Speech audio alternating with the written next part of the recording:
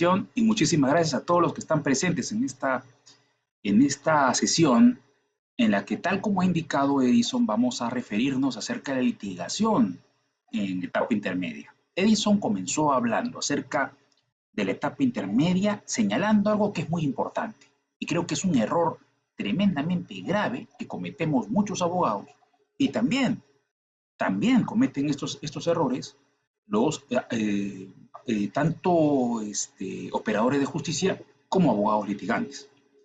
¿Cuál es ese error? Que lamentablemente la etapa intermedia no se considera como una etapa importante.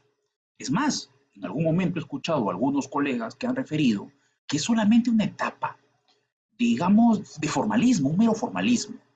Y si bien es cierto, la etapa intermedia se ha convertido en un problema en la actualidad, porque no está cumpliendo la función por la que ha sido creada como una etapa importantísima del proceso penal común, pues es cierto también que lamentablemente los propios operadores de justicia y también los propios abogados defensores de alguna manera generamos esa percepción.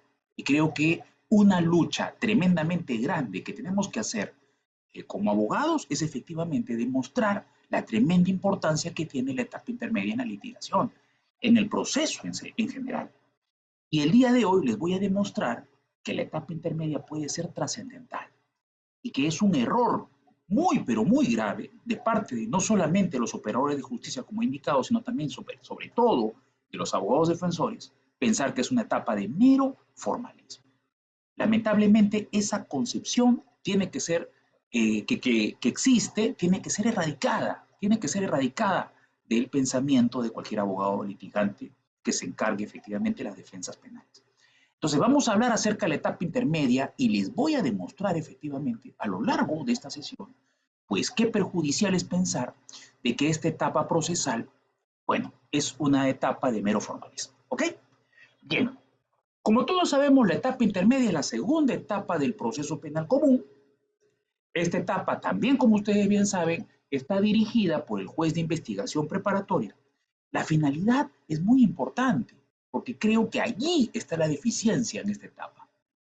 Porque su finalidad es controlar la acusación o el pedido de sobreseimiento del fiscal y sobre todo, su función es la de saneamiento procesal. Ojo, ojo, que esto es muy importante. Es una etapa en la que el proceso tiene que ser saneado. ¿Qué significa esto? Tiene que filtrarse todo lo que es importante para ser actuado en juicio. Lo que no es importante, pues obviamente no tiene que pasar a juicio. Y esto tiene que quedar efectivamente dentro de la cabeza de cada uno de nosotros que estamos litigando y también de los operadores de justicia que se encargan efectivamente o participan dentro de la litigación en un proceso penal. La etapa de saneamiento procesal. Y es una, digamos, función muy importante de este proceso o de esta etapa procesal, de la etapa intermedia, ¿no? Entonces, ¿por qué es importante? Porque en la etapa de saneamiento procesal, como ya sabemos, en esta etapa de control de acusación o sobreseimiento, tienen que existir tres tipos de controles, ¿no? Que ya sabemos nosotros cuáles son esos controles, ¿no? El control formal, el control material, ¿no? O sustancial, y el control probatorio. Fíjense ustedes, qué importante que es entonces la etapa intermedia. El control probatorio se realiza en esta etapa. Recuerden que en etapa intermedia, toda la prueba que va a ser actuada en juicio se va a determinar en la etapa intermedia cuál es esa prueba que se va a actuar en juicio, que se va a permitir su actuación en juicio. Y allí la importancia tremenda de esta etapa intermedia. Y antes de comenzar a hablar específicamente de las funciones de la etapa intermedia, permítame, por ejemplo, en primer lugar, dar un ejemplo de la importancia que tiene la etapa intermedia, para que ustedes se den cuenta efectivamente la importancia de esta etapa. Miren, hace unos años atrás, hace unos meses atrás tuve un caso muy interesante, fíjense ustedes, un caso muy interesante, pero que recién lo conocí en etapa de apelación, porque ya había sido sancionado, condenado mi patrocinado, ¿no? Que en ese momento todavía no era mi patrocinado. A mí me contratan a raíz de que ha sido condenado para encargarme de la apelación. ¿Ok? Miren ustedes. ¿Qué ocurre en este caso para que ustedes se den cuenta qué importante que es la etapa intermedia? En este caso, la Fiscalía acusa a mi patrocinado por la comisión de un delito de robo agravado, ojo, robo agravado. Los hechos se habrían basado en que él y otras dos personas habrían sujetado y violentado a la víctima, incluso la habrían agredido, pateándola y agrediéndola, golpeándola en el suelo, ¿no? En diversas oportunidades y en diversas partes del cuerpo. Eh, y por ese motivo, por ese hecho, se le condena a una pena privativa de libertad efectiva. ¿Okay? Me contrata su papá, preocupado porque ha sido condenado, una pena de 12 años, si no me equivoco, y comienzo a evaluar lo que se ha actuado a lo largo del proceso. Y me doy con la ingrata sorpresa de lo ocurrido en la etapa, miren ustedes, intermedia, en el control de acusación, ¿ok? En la audiencia preliminar de control de acusación. ¿Qué ocurrió en el control de acusación? La Fiscalía presenta sus medios probatorios en su acusación, ¿ok? Y ustedes saben que en la etapa intermedia, los abogados defensores de las personas imputadas o acusadas, mejor dicho, pueden también presentar sus medios de prueba. Y en este caso, ¿qué ocurrió? En este caso ocurrió que la abogada defensora del que a futuro sería mi patrocinado no presentó ningún medio probatorio a favor de esta persona acusada. ¿Ok? ¿Y por qué está mal eso de que no se presente? Si es que no hay medios probatorios para presentar, no hay ningún problema. Pero en este caso en particular hubo un medio probatorio muy importante. Miren ustedes, ¿cuál fue ese medio probatorio? El medio probatorio fue el reconocimiento médico legal del agraviado. El agraviado, al momento de declarar, indica de que ha sido agredido, golpeado, pateado en el suelo, pateado en el suelo. Y a los pocos instantes, a las pocas horas de haberse cometido los hechos, pasa por médico legista. Y el médico legista, al evaluar su cuerpo, ¿no? Determina que no hay ninguna lesión. ¿Qué les parece a ustedes? El médico legista determina que no hay ninguna lesión. No se supone que habría sido agredido, habría sido golpeado, y el robo agravado se basaba justamente en la imputación del fiscal en que el agraviado fue agredido, se utilizó violencia en contra de él. Entonces el reconocimiento médico legal no cuestionaría, no contravendría lo que el agraviado habría señalado en su declaración a nivel preliminar, con presencia del fiscal. ¿Ok? Y no solamente esa declaración, sino la declaración brindada también posteriormente en el plenario, en el juicio oral, que declara prácticamente lo mismo. Fíjense ustedes, ¿ah? ¿Qué ocurrió con la fiscalía? La fiscalía, miren, ¿ah? ¿Qué es lo que hace la fiscalía? Que es algo que se realiza de manera bastante común a nivel nacional. ¿Ah? Y de repente alguno de ustedes ha tenido casos similares al que les estoy contando yo. La fiscalía dice, caramba, tengo una imputación por robo agravado, pero tengo también un reconocimiento médico legal que señala que no hay ningún tipo de lesión.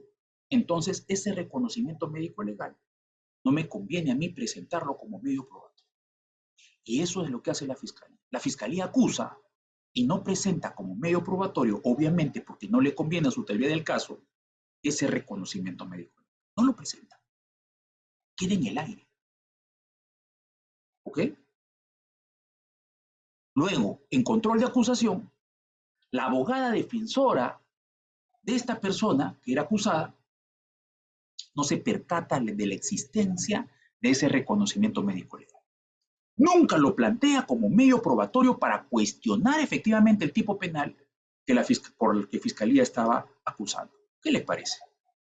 Y no se actúa, o sea, y no se considera en etapa intermedia que esa prueba tiene que ser actuada en juzgamiento. Nunca se actuó ese reconocimiento médico legal. Nunca, nunca. En juzgamiento tenía otro abogado y este otro abogado no lo planteó. Claro, muchos de ustedes me van a decir, pero doctor, no podría plantearlo como prueba nueva.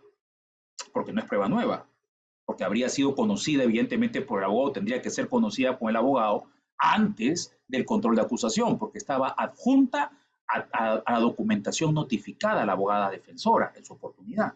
Uno. Y dos, no podría ser reexamen. No podría ser reexamen, no se podría reexaminar en etapa de juzgamiento porque nunca hubo examen, ¿cierto? Para que exista examen, o mejor dicho, para que exista reexamen, tiene que haber un examen en el control de acusación, ¿sí? Pero el abogado podría haberlo planteado como prueba de oficio. ¿No creen ustedes? Que es la pequeña ventanita que tenemos los abogados. ¿Ah? Por eso yo no estoy muy, yo no estoy muy, no estoy muy en contra de la prueba de oficio, porque la prueba de oficio puede ser una ventanita y este caso lo demuestra. Porque cuando me entero de que este señor había sido condenado y el órgano colegiado, el juzgado colegiado, nunca tuvo conocimiento de ese reconocimiento médico legal, valga la redundancia, no tuvo conocimiento de este medio probatorio porque nunca la abogada defensora lo presentó en etapa intermedia y tampoco el abogado defensor en juicio no lo consideró como prueba de oficio a ser actuada por los jueces. Los jueces resolvieron sin saber que existía un reconocimiento médico legal que cuestionaba la posibilidad de violencia en contra del agraviado y por ende pues, ponía en tela de juicio el tipo penal por el que habría acusado a la fiscalía y lo condena. Cuando me entero esto, ya para apelar, presento efectivamente, como obviamente fundamento de mi apelación, la posibilidad de que los jueces utilicen este medio probatorio como prueba de oficio en apelación, porque consideraba que era determinante, porque si el agraviado dice que ha sido agredido y la fiscalía dice que ha habido una agresión física con la finalidad de sustraerle sus bienes a la persona agraviada, y hay un reconocimiento médico legal realizado a las pocas horas de los hechos que determina que no hay ningún tipo de lesión, hay un cuestionamiento grave, ¿no? Grande a la tipificación realizada por la Fiscalía, ponía en tela de juicio.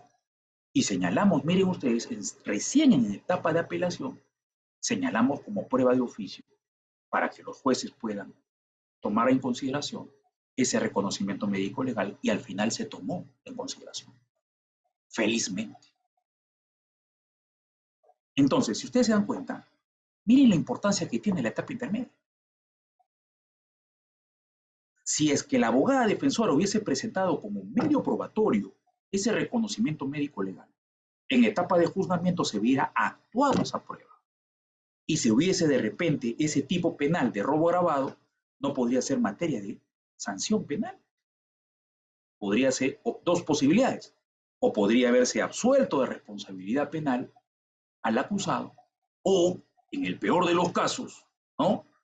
Los jueces del colegiado considerar de repente de que lo que se habría cometido sería un hurto, ¿no? Un hurto agravado, tal vez por la cantidad de personas que lo habrían realizado y por el momento en el que se realizó, que obviamente iba a generar una sanción menor a la que implica el robo, perdón. ¿Se dan cuenta? Ese es un ejemplo, creo que muy importante, para darnos cuenta que la etapa intermedia es una etapa a la que tenemos que tomar muy en cuenta y tomar mucho en consideración como una etapa de saneamiento procesal efectivamente. Entonces, no podemos pensar, no, la etapa intermedia es un formalismo. No, es un error garrafal que no nos podemos dar el lujo de realizar, porque le estaríamos dando una ventaja tremendamente grande a la fiscalía. Luego les voy a contar algunos otros casos que me han pasado que demuestran qué importancia tiene la etapa intermedia. Ojo, tiene muchísima importancia de aquí en adelante. Y vamos a ir hablando de la etapa intermedia y luego vamos a señalar algunos casos que me han tocado a mí particularmente para demostrarle qué importancia que tiene esta segunda etapa del proceso penal común. Entonces, ¿cuáles son las principales funciones que tiene la etapa intermedia? Primero, asegurar un adecuado ejercicio del derecho de defensa. Es importantísimo y ahí en el caso que les he contado, se los he demostrado. El abogado defensor conoce la acusación y puede cuestionar, ¿no? puede controlar algunos aspectos de esa acusación. ¿Okay? Ojo, también el juez lo puede hacer de manera oficial, como ustedes bien saben, ¿no? Puede realizar un control también de la acusación. No hay ningún inconveniente de que eso ocurra. Segundo, otra finalidad de la etapa intermedia es fijar con precisión cuáles son los términos de imputación y la pertinencia de las pruebas que serán objeto de juicio oral. Esto es importantísimo. Fijar con precisión los términos de la imputación. Yo le voy a dar un ejemplo para que ustedes vean qué importante que es. Hace un par de años atrás, un caso que recién ya estamos por culminar ya la etapa de juzgamiento, pero hace un par de años atrás se realizó, ¿no? Antes de la pandemia, se realizó el control de acusación de ese caso. Miren, la fiscalía señalaba que mi patrocinado había cometido 2 delitos: estafa y falsificación de documentos. ¿Ok? Al momento de determinar falsificación de documentos, fíjense ustedes, nos percatamos que la acusación señalaba falsificación de documentos en general, pero no indicaba nada más. Entonces, en el control de acusación, señalé a la abogada, a la jueza, señalé que la fiscalía estaba cometiendo una afectación al principio de imputación necesaria y que era muy, pero muy importante de que se determine claramente cuál era la imputación realizada. ¿Y por qué? Porque había señalado en líneas generales la existencia de delito de falsificación de documentos. Pero si ustedes se dan cuenta, y ustedes saben, el artículo 427 del Código Penal señala la figura de la falsificación de documentos en general y determina diferentes conductas típicas. Entonces, lo que yo señalé a la jueza es, pues, ¿cuál de las conductas típicas? La fiscalía no lo ha señalado. ¿Cómo puedo defender yo un caso si no sé específicamente cuál es la imputación? Hay una afectación no solamente a la imputación necesaria, sino al derecho de defensa. ¿Cómo yo puedo defender a mi patrocinado si no sé específicamente cuál es la modalidad típica? Y es que el artículo 427 habla de, en el caso de falsificación de documentos en general, habla, en primer lugar, falsificar en todo un documento. Segundo, falsificar en parte un documento. Y tercero, adulterar uno verdadero. Yo le señalaba a la juez, doctora, ¿cuál?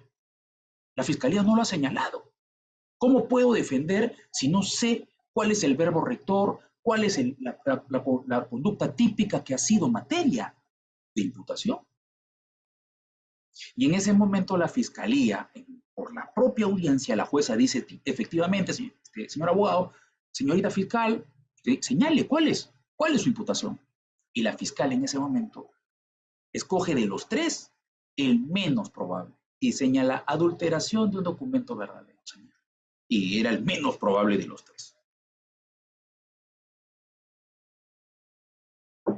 ¿Ok? Entonces, miren ustedes, miren ustedes, por eso es importante. Ahora, algunos de ustedes me van a decir, o muchos de ustedes me van a decir, pero doctor, ¿conviene que una persona haga un control formal? O sea, que una persona le diga al fiscal, oye, ¿estás cometiendo estos delitos? ¿O más conveniente es esperar a juicio y recalcar esos delitos, esas debilidades o esas deficiencias de la fiscalía? Bueno, hay casos y casos. Van a haber casos en los que va a ser muy importante no decir absolutamente nada y esperar el juicio oral para definitivamente cuestionar la acusación. Pero van a haber casos que sí va a ser necesario que la imputación sea correcta y concreta. En este caso en particular, a mí me convenía que exista una imputación concreta. ¿Por qué? Porque se le había imputado a mi patrocinado 2 delitos, estafa y falsificación, y me parecía a mí tremendamente terrible, porque estaba aplicando la fiscalía de un concurso real de delitos y señalando de que lo que habría motivado la estafa era que mi patrocinado le haya entregado al agraviado un documento falsificado. O sea, ¿cómo podría ser concurso real? Por eso mismo, a mí me convenía efectivamente dejar bien en claro cuál era la imputación de la fiscalía para luego en etapa de juzgamiento ya generar, como ustedes se pueden dar cuenta, un cuestionamiento respecto a la propia imputación fiscal, ¿no? Y la fiscalía señaló en ese caso, señaló creo que de las tres conductas, para algunos autores son dos, yo creo que son tres conductas señaladas en el 427, la peor de todas, o sea, la que más alejada a su teoría del caso de la fiscalía estaba. Fíjense ustedes, fíjense, en el momento, ustedes saben que, ya eso lo vamos a ver más adelante, también se puede, digamos, corregir la acusación si es que hay algún tipo de control formal en audiencia, ¿no? Si es algo grave, ya ustedes saben que el juez puede remitir la causa a la fiscalía para que en el término de 5 días la fiscalía pueda corregir, ¿no?, lo que ha sido materia, obviamente, de debate. Pero fíjense ustedes, ¿ah? Miren, otro caso en el que les demuestro que el control de acusación en etapa intermedia es muy importante. Y es muy importante litigar también esa etapa y no considerarla como una mera etapa de cumplimiento de formalidades. Ojo con eso, ¿ok? Vamos a continuar entonces hablando acerca de la etapa intermedia. Tercera finalidad, conducir el proceso hacia una función selectiva que concluya en su sobreseimiento, evitándose juicios innecesarios. Esta última finalidad, lamentablemente, no se cumple en la vida real. Y muchos de ustedes seguramente me van a decir, efectivamente, doctor, eso no está pasando. Presentamos de repente algún pedido de sobreseimiento, presentamos algún medio técnico de defensa y generalmente los jueces lo rechazan. Sí, efectivamente. Y esto genera un tremendo problema porque genera, miren ustedes, mayor carga procesal, no solamente para la fiscalía, sino también, sobre todo, para los jueces de juzgamiento, ¿no? Luego hay muchísimas quejas, hay muchísimas causas que van a juicio, y es que, miren, podrían muchas de esas causas ser terminadas en etapa intermedia, ser culminadas en etapa intermedia. Y aquí le voy a contar otro casito que tuve hace unos meses atrás. Miren ustedes.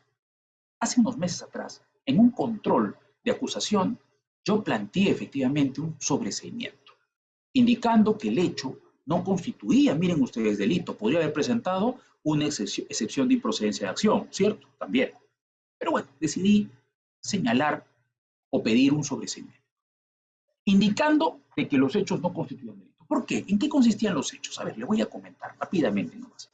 Una señora tiene su ex esposo, tiene un régimen de visitas con su menor hijo que tiene 5 años. Un día va él a cumplir su régimen de visitas y cuando ella lo atiende le dice, ¿sabes qué? He hablado con nuestro hijo, no quiere salir contigo. Él le dice, no, yo quiero salir con él. Y ella le dice, por favor, él no quiere salir contigo, él me ha dicho que no quiere salir contigo. Dale un tiempito, de repente, vente la próxima semana, cuando te toque. Él dijo, no, si tú no me la entregas, yo te voy a denunciar. Y efectivamente eso es lo que él hace. Va, denuncia a la policía, va a una policía a hacer la constatación, llega al lugar lugar de los hechos, se entrevista con la madre le dice, mi hijo no quiere estar con su papá, habla y la policía deja constancia efectivamente en su acta, deja constancia en la diligencia el motivo por el que no se ha cumplido con el régimen de visitas, ¿no? El niñito no quería ir con su papá, no quería salir con su papá, ¿ok? Esto genera, miren ustedes, un proceso penal. La jueza de familia ya había decretado un apercibimiento de mandar copias a la fiscalía y efectivamente manda copias a la fiscalía después de haber el padre haber presentado el acta de la policía, ¿no? Llega a la fiscalía comienza a realizar sus investigaciones. Esta señora me contrata ya casi finalizando de, la etapa de investigación preparatoria, ¿ok? Ya había formalizado investigación la fiscal, y cuando ya faltaba poco para que culmine, me contrata, ¿no? Participo en algunas diligencias y presento un escrito solicitando el sobreseimiento del proceso, ¿no?, antes que concluya la etapa de investigación preparatoria, a la, indicándole a la fiscal que lo sobresea. ¿Y por qué? Motivando en el sentido de que no existiría delito, porque el hecho no cumpliría con el elemento antijuridicidad. el hecho no sería antijurídico.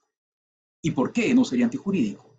Porque habría o se tendría que haber considerado, se tendría que considerar una causa de justificación, que es el estado de necesidad justificante, artículo 20, inciso 4 del Código. Artículo 20, inciso 4 del Código. Estado de necesidad justificante. ¿Qué señalaban en mi punto, en mi escrito? Indicaba que aquí había un estado de necesidad justificante. ¿Por qué?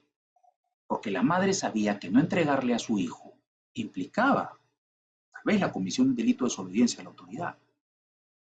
Conocía la orden judicial que había ordenado o había señalado un apercibimiento, ¿no?, de mandar copias a la fiscalía, y que habría sido una desobediencia a la autoridad porque el régimen de visitas habría sido otorgado judicialmente.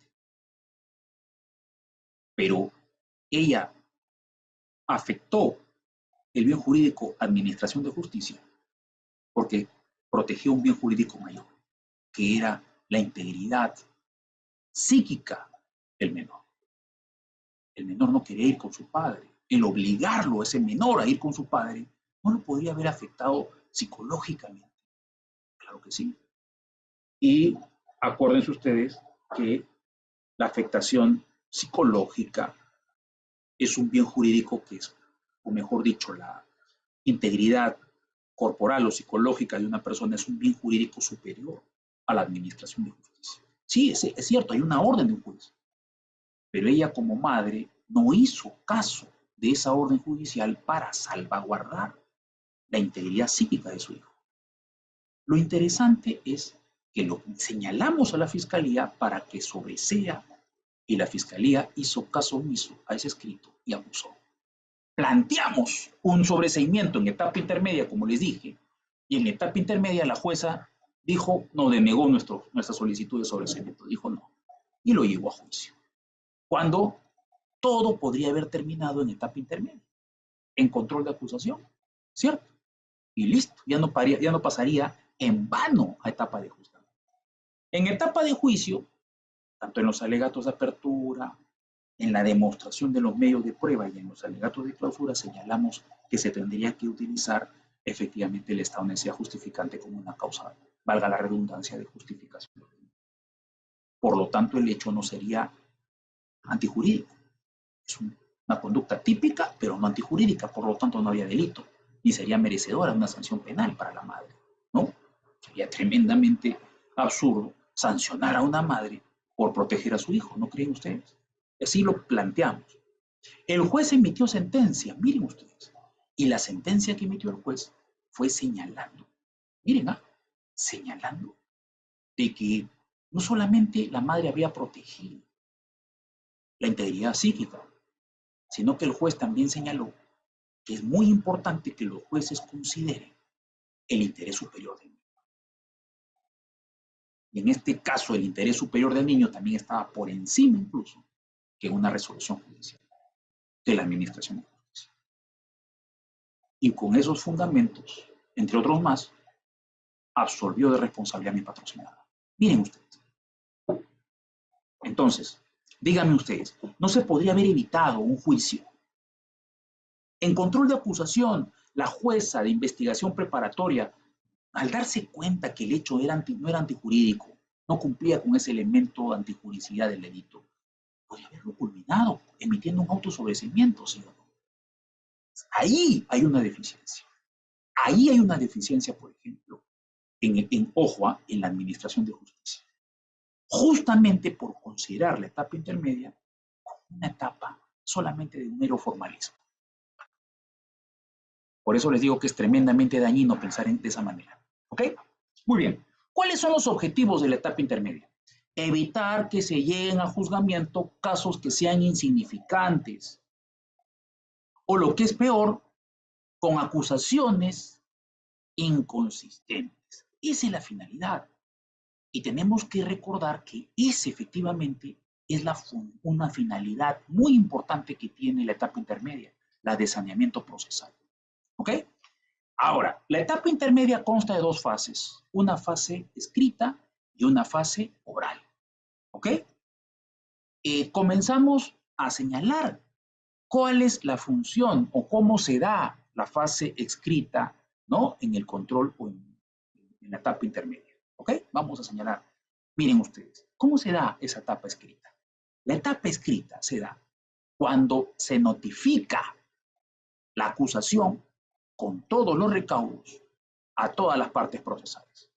Y se tiene 10 días hábiles para presentar alguna observación, algún medio técnico de defensa, algún pedido de sobreseimiento, alguna oposición, etcétera, etcétera, etcétera. 10 días, que la ley señala que son 10 días hábiles, la ley señala 10 días, en el que la persona puede, por escrito, presentar lo que considere conveniente para su defensa.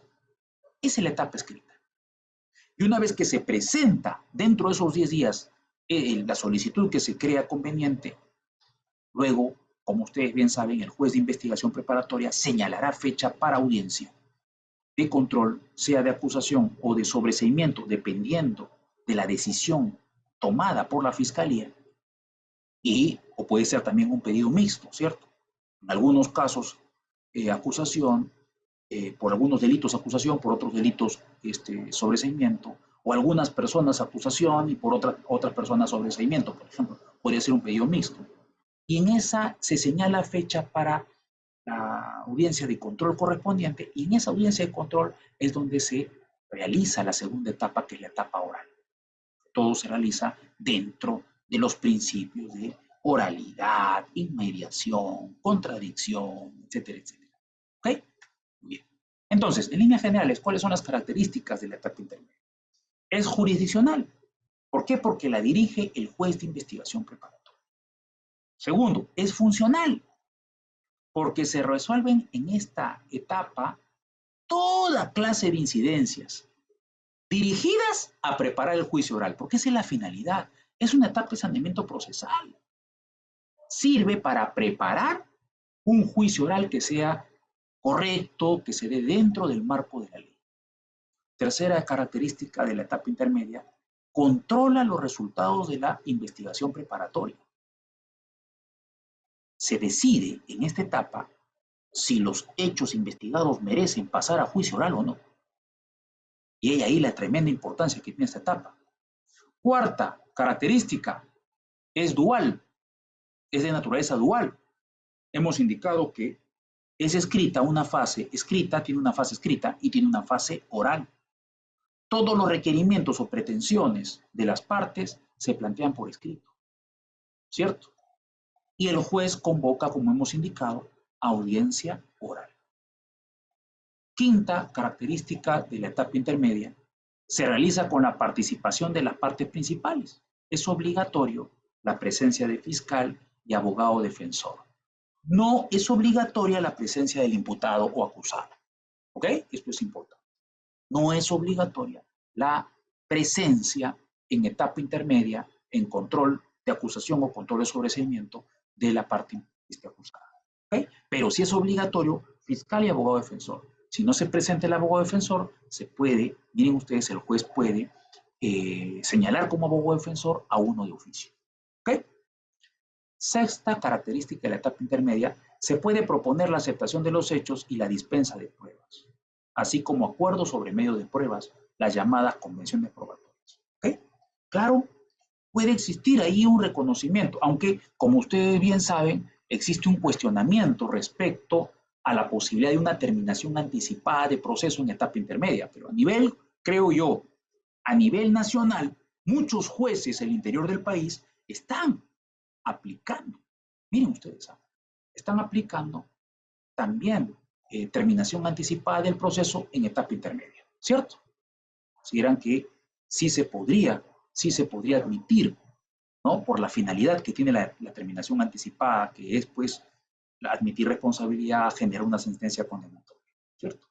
Por más de que exista también algunos criterios de la Corte Suprema que señalen que no debería, pues hay jueces que están aplicando, miren ustedes, están aplicando la terminación anticipada en etapa intermedia. Entonces, ahí es importante, por ejemplo, eso. La posibilidad también de aceptar los hechos, pero también la dispensa de prueba o también la posibilidad de convenciones probatorias, que es algo muy interesante, que también puede ser materia dentro de la litigación, puede ser muy interesante. dentro de una teoría del caso. Fíjense ustedes. La convención probatoria implica que las partes se pongan de acuerdo respecto a determinada prueba para que ya no sea necesaria su actuación en juicio, sino que ya sea admitida. Hace unos meses atrás, un caso que yo tuve de feminicidio, ¿no? La fiscalía planteaba como medio probatorio el protocolo de pericia de necropsia. ¿Ok? Planteaba como medio probatorio el protocolo de pericia de necropsia. Y al momento de revisar yo el protocolo de pericia de necropsia, consideré que también favorecía a mi teoría del caso, por lo que planteé una convención probatoria al juez, ¿no? Ponernos de acuerdo, o sea, para que no sea necesario citar al autor de esa pericia, porque ambas partes consideramos que era un medio probatorio y efectivamente ya demostraba, digamos, cómo es que falleció la víctima, la supuesta víctima del delito. Ahora, ¿y por qué yo planteé una convención probatoria? Porque consideré que no era necesario la actuación probatoria, porque ambas partes admitíamos cómo había muerto la víctima. Ahora, esto convenía también a mis intereses. ¿Por qué? O a mi teoría del caso, mejor dicho. ¿Por qué? Porque la fiscalía planteaba que existía eh, feminicidio, que mi patrocinado habría matado a la víctima golpeándola en diferentes partes del cuerpo. ¿Ok? En primer lugar. Cuando la causa de la muerte, miren ustedes, no fue generada justamente por los golpes que dice la fiscalía que le habría realizado mi patrocinado, sino que la causa de la muerte expresamente señala ese protocolo de necropsia que fue ocasionada por el impedimento de respirar de parte de la víctima. Ojo, ojo. Entonces, ustedes me dirán, pero hay lesiones. Eso es lo que consideró la fiscalía. La fiscalía dijo, hay lesiones en diferentes partes del cuerpo, pero cometió un tremendo error la fiscalía. ¿Saben qué error cometió? No evaluó qué tipo de lesiones eran. Todas las lesiones que tenía el cuerpo de la supuesta víctima eran lesiones perimortem. O sea, lesiones generadas por la propia muerte. Cuando uno muere, como ustedes bien saben, ya la circulación de la sangre ya no funciona, ya no se realiza, y entonces deja pues algunas lesiones o genera algunas lesiones en diferentes partes del cuerpo, como las livideces cadavéricas, por ejemplo, de la sangre se coagula. Por ejemplo, las lesiones que se dan a lo largo de los ojos, por ejemplo, porque ya no circula la sangre, entre otras más. Esas fueron las lesiones que se determinaron en el protocolo de protocolo de necropsia. Miren ustedes, lesiones perimortem. Ninguna lesión ante mortem. La fiscalía dijo que mi patrocinado habría agredido, golpeado y estrangulado a la víctima. Y no había ninguna lesión en el cuerpo. No había ninguna lesión en el cuerpo que sea ante mortem, que haya sido anterior a la muerte.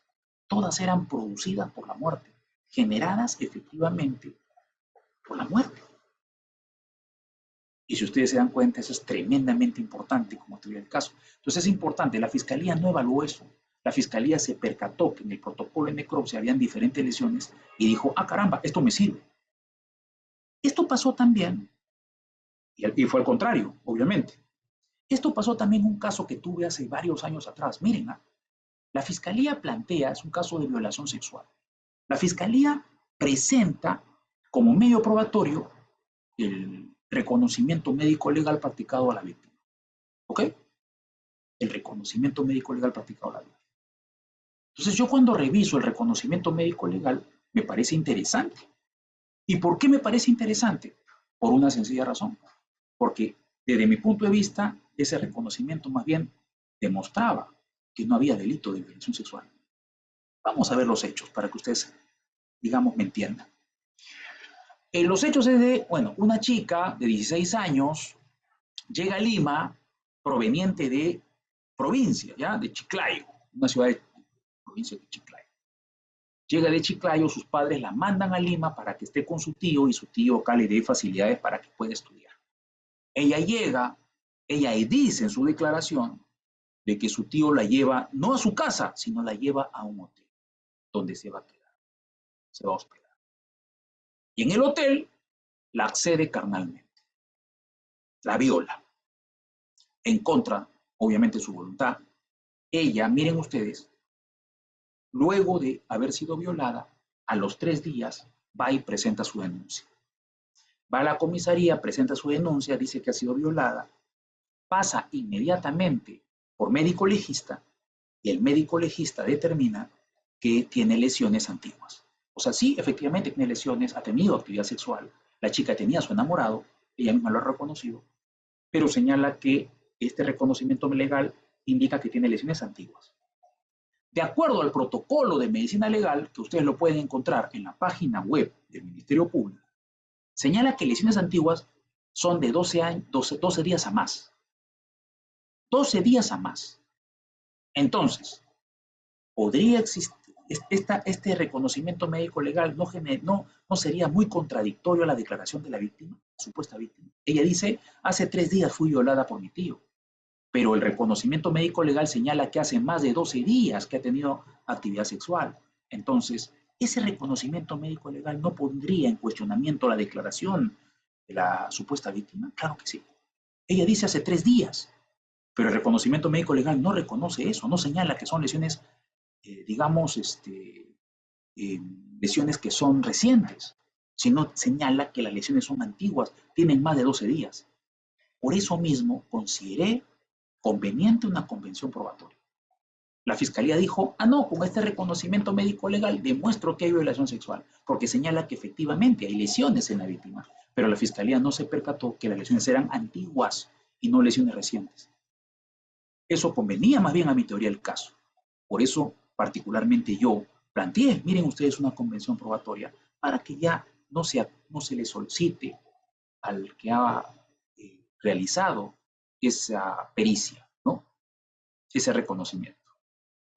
¿Y para qué? Si yo estoy aceptando que efectivamente es prueba. Claro, obviamente ya en etapa de juzgamiento yo le voy a dar un valor, ¿no? El valor que ya les he indicado. Entonces, miren ustedes, en la litigación, en etapa intermedia, también tiene mucho que ver el tema de las convenciones probatorias. Es muy importante el tema de las convenciones probatorias. Hay que tomar en cuenta, pero hay que conocer la prueba realizada por la Fiscalía para efectuar una convención probatoria, efectivamente, y ver cuándo nos conviene una convención probatoria. ¿Ya para qué vas a citar al autor de ese reconocimiento médico legal? Si este reconocimiento ya te puede servir ya como medio probatorio. Señor juez, en etapa de juzgamiento, señor juez, la agraviada señala que hace 3 días fue violada, pero obviamente el reconocimiento médico legal lo contradice su versión.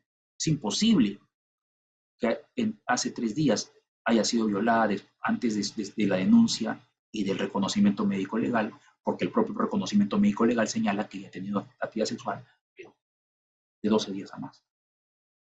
¿Se dan cuenta o no? Entonces, eso también es una oportunidad de oro para el litigante, ¿no? Considerar efectivamente las convenciones probatorias. Séptima característica de la etapa intermedia. Concluida la audiencia, el juez de investigación preparatoria tiene dos posibilidades. O emite un auto de enjuiciamiento y pasamos a la tercera etapa del proceso, que es la más importante, que es la etapa de juzgamiento. Dicho sea de paso, el auto de enjuiciamiento no es recurrible, no se puede presentar recurso impugnatorio contra el auto de enjuiciamiento. Y la segunda decisión que puede tomar el juez es sobreseer, que ese sí puede ser materia de apelación. El auto de sobreseimiento sí es materia de apelación, ¿no? De impugnación. Vamos a hablar ahora, vamos a dividirnos entre dos audiencias que normalmente se realizan en etapa intermedia. La audiencia de control de sobreseimiento y luego vamos a hablar de la audiencia de control de acusación. ¿Ok? Primero, vamos a hablar de la audiencia de control de sobreseimiento. En primer lugar, ¿qué es el sobreseimiento? El sobreseimiento es una resolución emitida por el juez por la que suspende el proceso penal por insuficiencia probatoria o al no haberse comprobado el supuesto delito. ¿Ok? Determina el levantamiento de todas las restricciones existentes para la persona que es imputada. Es emitido a través de un auto que produce la suspensión, como hemos indicado, indefinida del procedimiento, o mejor dicho, pone fin al proceso. Pone fin al proceso judicial. ¿Ok? Entonces, ¿cómo es que se tramita el sobreseimiento? Primero que el fiscal, al momento de determinar o de decidir, luego de culminada la investigación preparatoria, decide el juez emitir un sobreseimiento o requerir un sobreseimiento al juez. Entonces, el fiscal va a remitir ese requerimiento de sobreseimiento con todos sus recaudos, ¿no? Y el juez correrá traslado a las partes procesales por el término de 10 días, que son 10 días hábiles, como ustedes saben. Y las partes procesales van a poder presentar una oposición a esa solicitud de sobreseimiento. Claro, ¿quién podría presentar una oposición? El único que podría oponerse al pedido de sobreseimiento tendría que ser el actor civil. El actor civil, ¿cierto? ¿Ok? Bien, la oposición será fundamentada, si no podría ser considerada inadmisible. Y se podrá solicitar la realización de algún acto de investigación adicional, si es que se solicita, efectivamente, señalando evidentemente su objeto. Es algo tremendamente extraño, es algo raro, no es algo común, pero sí, el juez de etapa intermedia, el juez de investigación preparatoria en etapa intermedia puede actuar, miren, actos de investigación adicionales, pero tiene que estar fundamentado, tiene que haber fundamentos bastante duros para que el juez pueda admitirlo, porque es bastante extraño de que eso ocurra. ¿Ok? Vencido el plazo de 10 días para el traslado, el juez citará al Ministerio Público y a los demás sujetos procesales a la audiencia preliminar para debatir los fundamentos del requerimiento de sobreseimiento.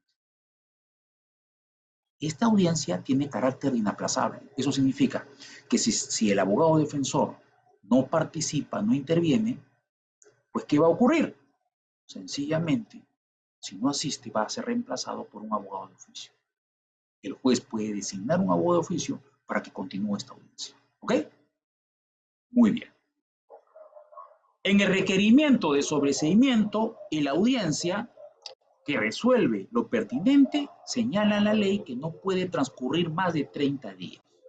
En casos complejos y de criminalidad organizada, no podrá exceder de 60 días bajo responsabilidad. Eso es lo que señala la ley.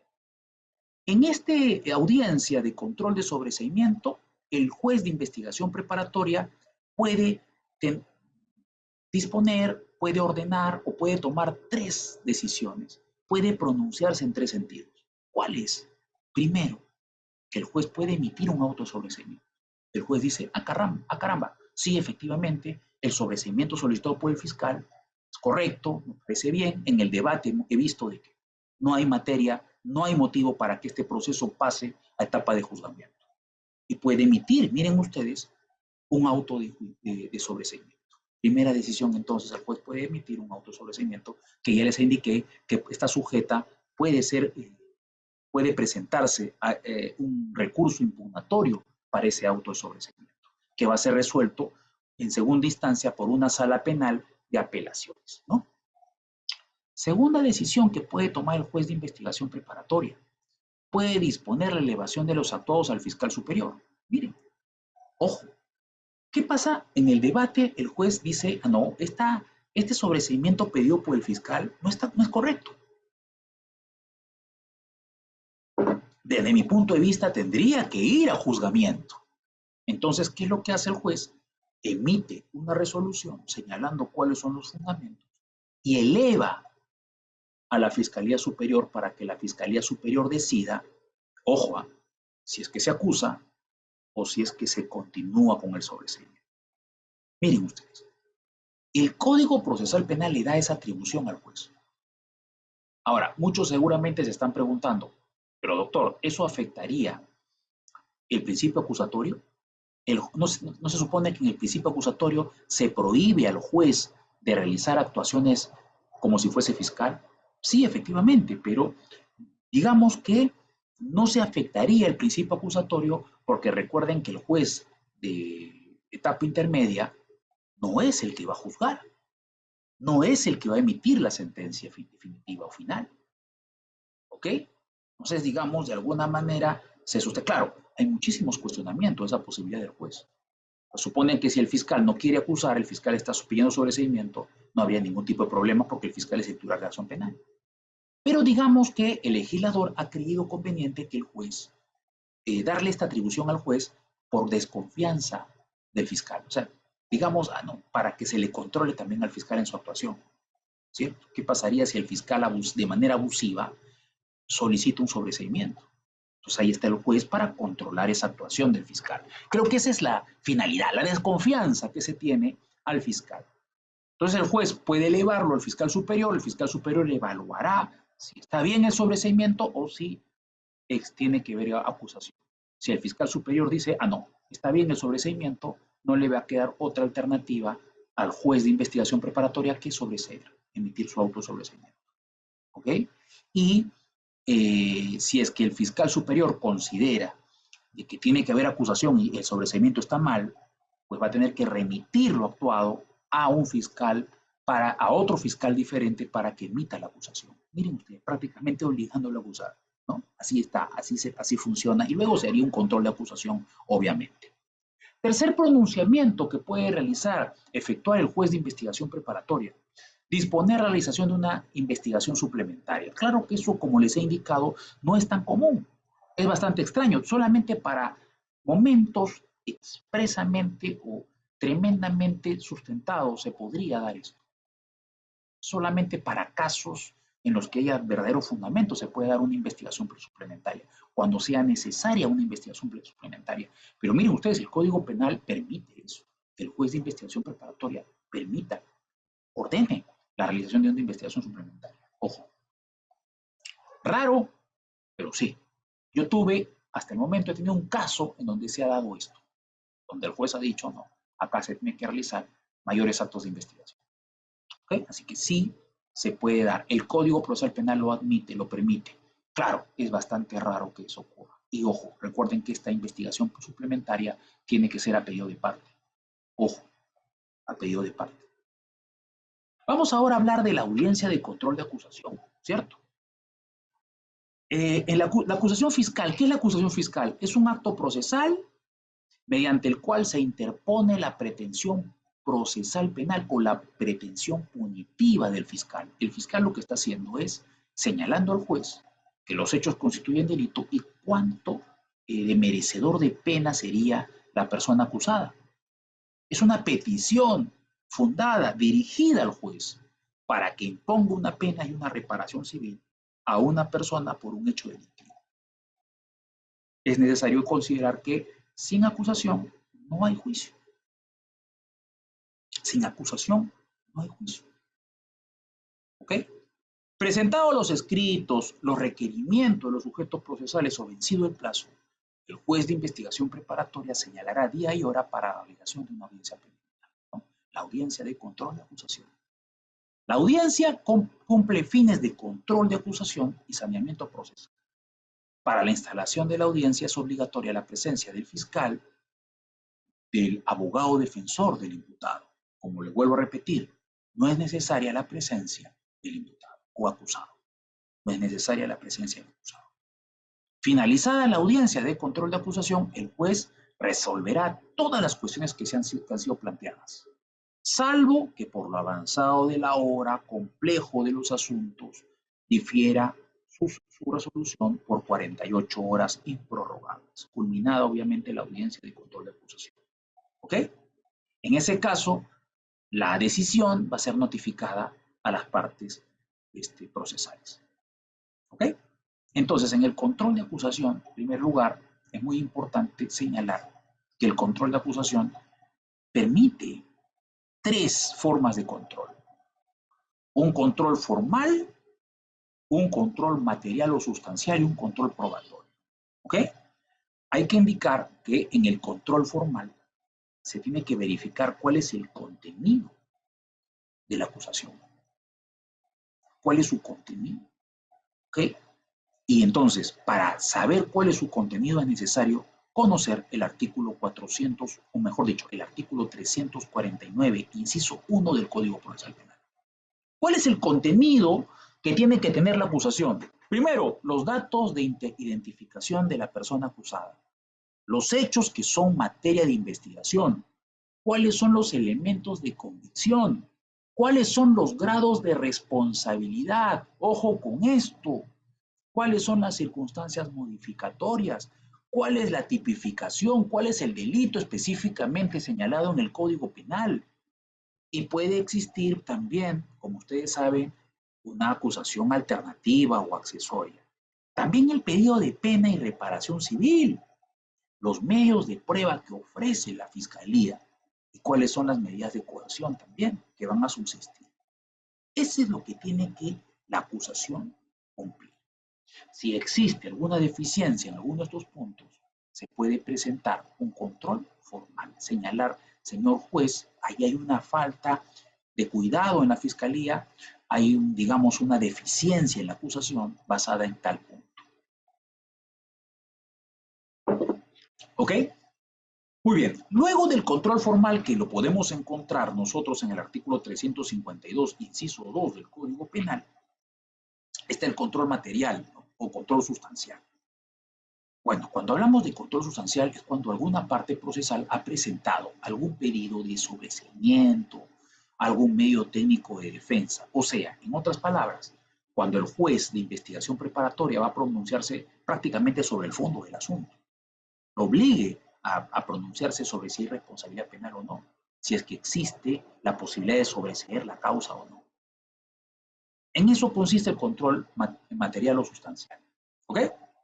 En esta etapa, como ya sabemos, se puede, en este caso, deducir medios de defensa, se puede instar algún criterio de oportunidad, un principio de oportunidad, un acuerdo reparatorio, por ejemplo.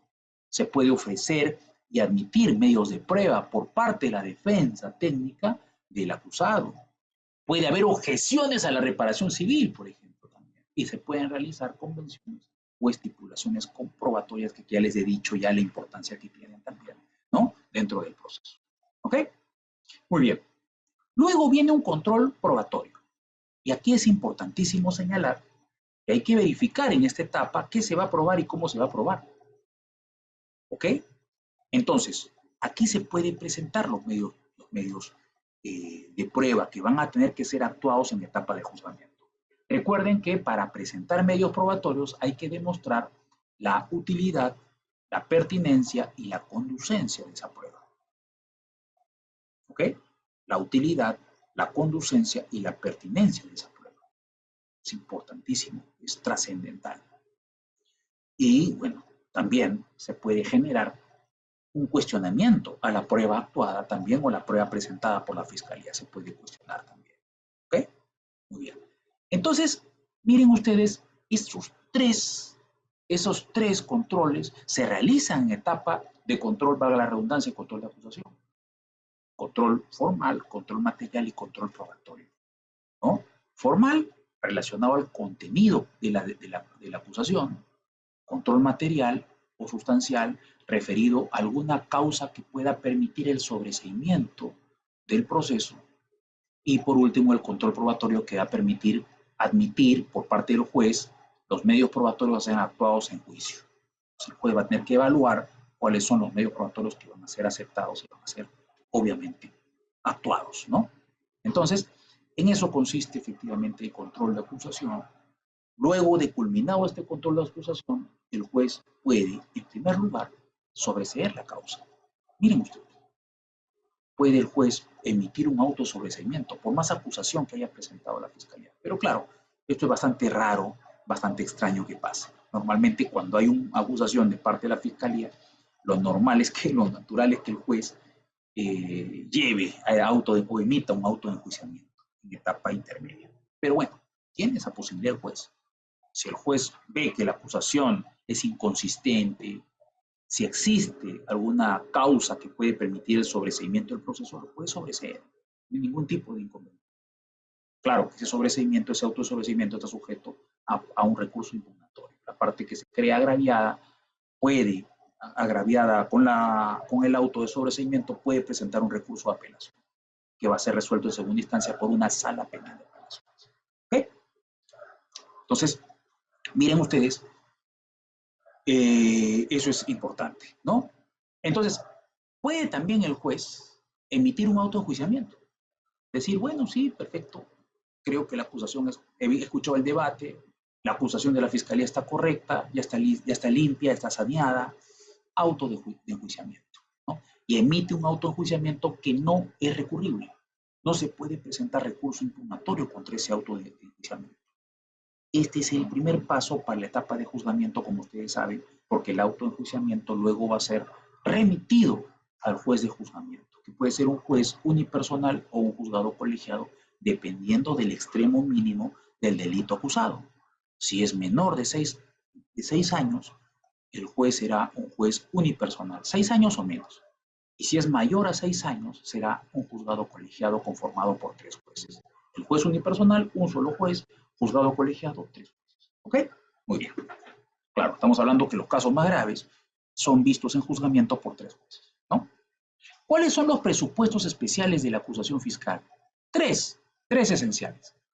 Uno, necesidad de que el fiscal considere probado el delito y la responsabilidad del imputado. Para aquella acusación, la fiscalía tiene que prácticamente eh, considerar que el delito ha sido probado, que ha sido demostrado, más allá de toda duda razonable.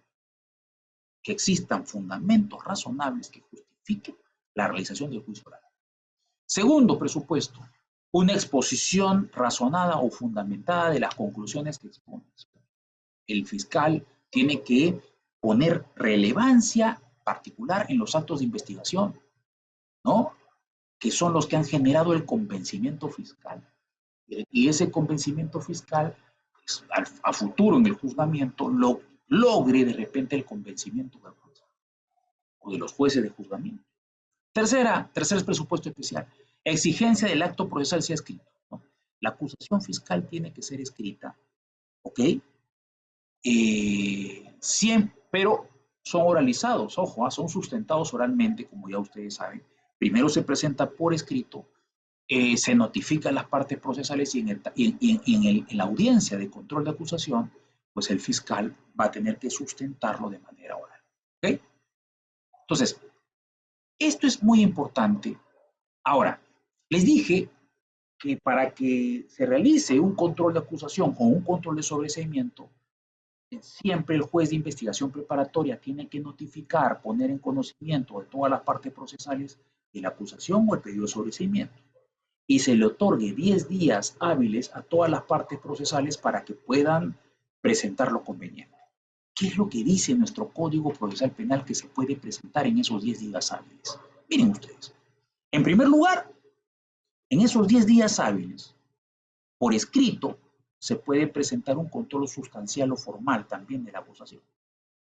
Se puede observar la acusación del fiscal por algún defecto formal, requiriendo su corrección o señalando de repente alguna situación, circunstancia señalada en la norma para que el caso sea sobreseído. Segundo, se pueden deducir excepciones u otros medios de defensa. ¿Ok? Cuando no hayan sido planteados con anterioridad, ojo, o se funden en hechos nuevos, se podrían plantear medios técnicos de defensa. También se puede solicitar la expedición de una sentencia absolutoria anticipada también. Ojo que esto es interesantísimo. Se puede señalar al juez, señor juez, usted puede emitir una sentencia anticipada absolutoria. No hay elementos de convicción en este caso. No hay elementos que puedan permitir ir a una etapa de juzgamiento. El hecho no es delictivo, no está demostrado fehacientemente o no hay elementos. Claro, en esos casos de no demostración fehaciente va a haber un problema. Los jueces van a decir, el juez de investigación preparatoria va a señalar, no, pero acá no hay actuación probatoria. La actuación probatoria se realiza en etapa de juzgamiento, pues ahí hay una deficiencia. Entonces, ese fundamento no podría ser un fundamento, digamos, que se pueda utilizar para exigir una sentencia absolutoria anticipada. ¿Ok? Tercero, solicitar la imposición o revocación de una medida de coerción o la actuación de alguna prueba anticipada de repente, cuestionar efectivamente esa prueba anticipada. Revocatoria de repente, pedir una revocatoria de una medida de coerción, por ejemplo. Si mi patrocinado está con prisión preventiva, yo lo puedo solicitar efectivamente que se revoque la misma.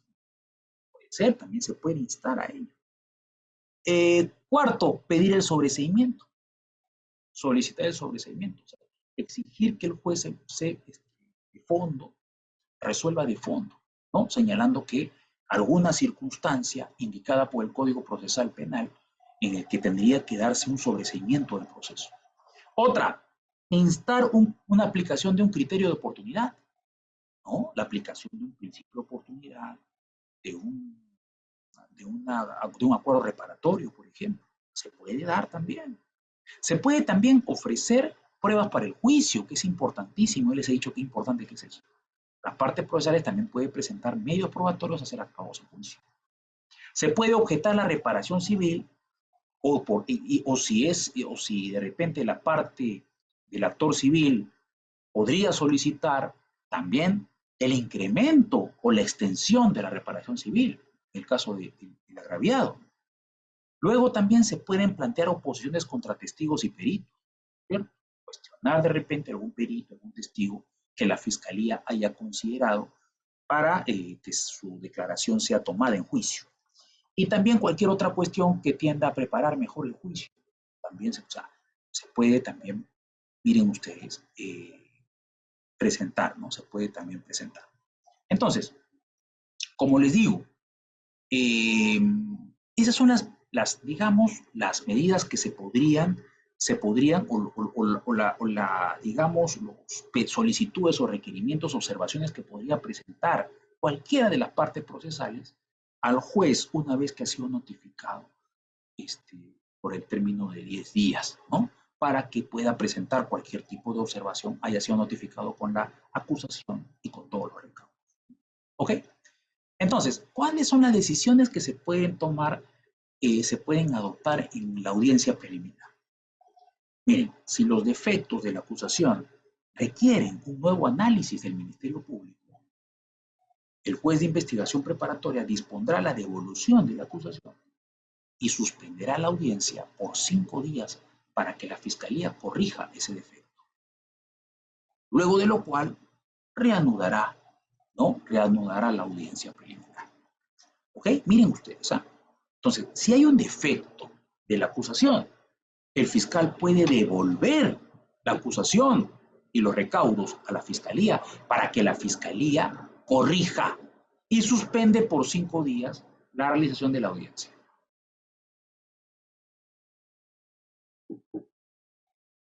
¿Ok?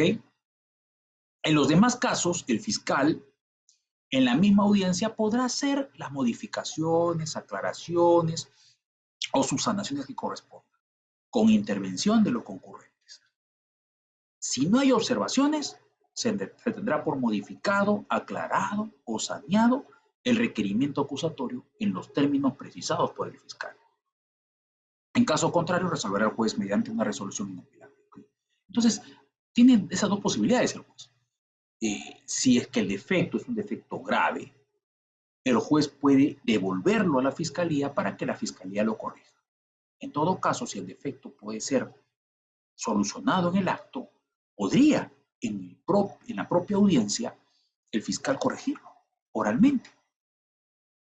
Y si, miren ustedes, ya no hay observaciones, se tendrá por modificado, aclarado o saneado el requerimiento acusatorio en los términos precisados por el fiscal. En caso contrario, el juez resolverá mediante una resolución inapelable. ¿Qué significa esto?